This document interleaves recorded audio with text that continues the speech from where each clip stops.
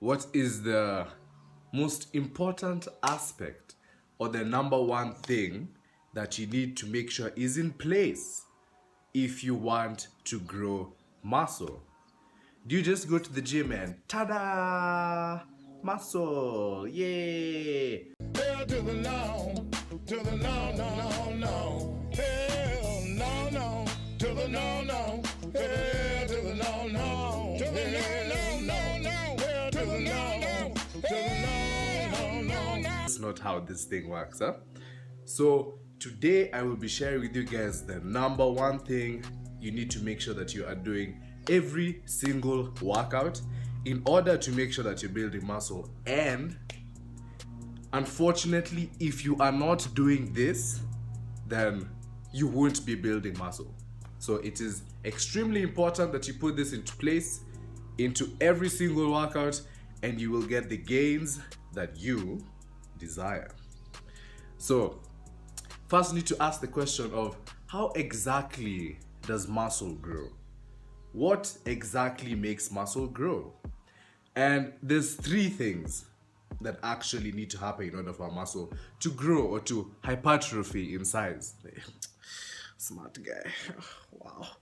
But I'll start with the number one is something called mechanical tension, and this is basically the tension that is put on the actual muscle itself. Number two is muscle damage, and number three is something called metabolic stress. So in order to optimize muscular hypertrophy, you need to make sure that you are including these three things into your workout somehow. But for the purposes of this video, I'm going to simplify things a lot. I'm going to break it down to brass tacks and give you guys the one rule that you need to make sure that you're following every single workout to see gains. And this is the rule of progressive tension overload. Now, I know this sounds like a big word. I know some of you guys are like, scratching your head. You're like, what the hell is this guy talking about? Progressive tension overload simply means progressively increasing the stress placed on your muscles over time. So a simple way to illustrate this would be to give the example of something like a bench press. So say in my previous workout, I did 60 kgs for 10 reps. Yeah. And then I come in the next workout and I do 60 kgs for 11 reps. You see, in between workout 1 and workout 2, what have I done? I've added 1 repetition. That 1 repetition added will cause my muscles to adapt and to grow because I have progressively increased the stress placed on the muscle. And the stress in this case is by increasing a rep. So how can you apply progressive overload to your training? Simply put, aim to increase either the weight used, and pay close attention to what I'm saying, yeah? Because this is the number one reason why you'll find many people in the gym who will come and look the same from 2016, 2017, 2018, 2019, and until they're in the grave. So if you don't want to be that person, listen closely. Make sure that you are increasing either the weight that you have used or you are increasing the repetitions done with the same weight, workout to workout. So how this would look like, same thing with the bench press. Workout 1, I've done 60 kg for 10 repetitions and I've failed at 10 repetitions. I come in second workout, I do 60 kg for 11 repetitions. Come in the next workout, I do 60 kg for 12 repetitions.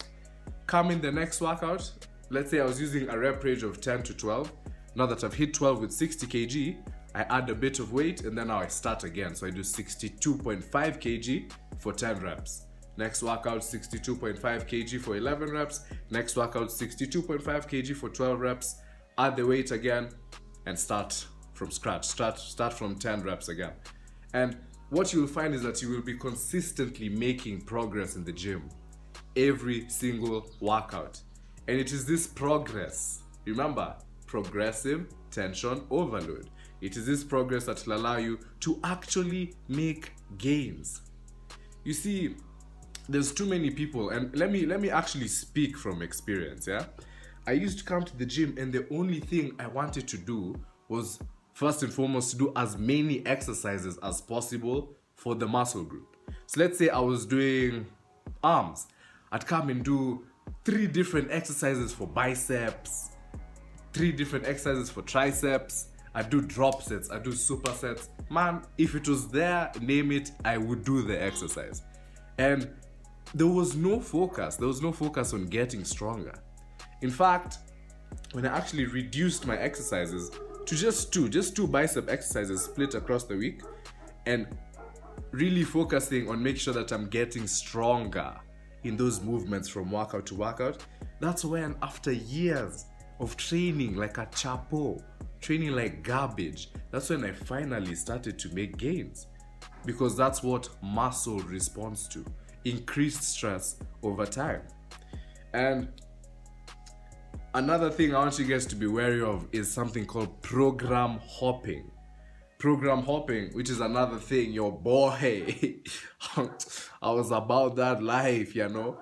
So program hopping is when you hop from a different workout program to another workout program, like every month. So what you'll see is that you'll train for the first 4 weeks, and when you just start seeing progress, because of this BS that's perpetrated that's called muscle confusion, you have to confuse the muscle for it to grow, which is absolute garbage. Let me just tell you now, I used to hop from program to program like every month. So what would happen is that I'd make progress for the first 4 weeks, and I'd see growth. Then just when I start seeing growth, I hop into another program. Now, why this will really mess you up is because it takes time. It takes time for your muscles to adapt, and more importantly, for your muscles to grow. So whatever program it is that you're doing, make sure that you stick to it for at least 8 weeks. 8 weeks is 2 months for you to see progress. Because if you do it any shorter than that, just when you start to make a considerable amount of progress on a movement, you'll change it, and then you'll start from square one again. So make sure you stick to whatever program it is that you're doing and the movements that you're doing in that program for at least 8 weeks. Milk the progress for as long as possible. Honestly, for some of the compound movements, you don't really need to change them. If you're making good progress, stick to the movement and keep milking it for as long as possible. So 8 weeks the least, but if you're still making progress and you're happy, and you're still enjoying doing the movement, then by all means you can do it for even longer. Because progressive overload, my guys, getting stronger over time is what will make you bigger. Anything else, all these things for drop sets, supersets, double supersets, 4 sets, those things are simply the icing on the cake. But if there's no cake, then where are you going to put the icing? Huh?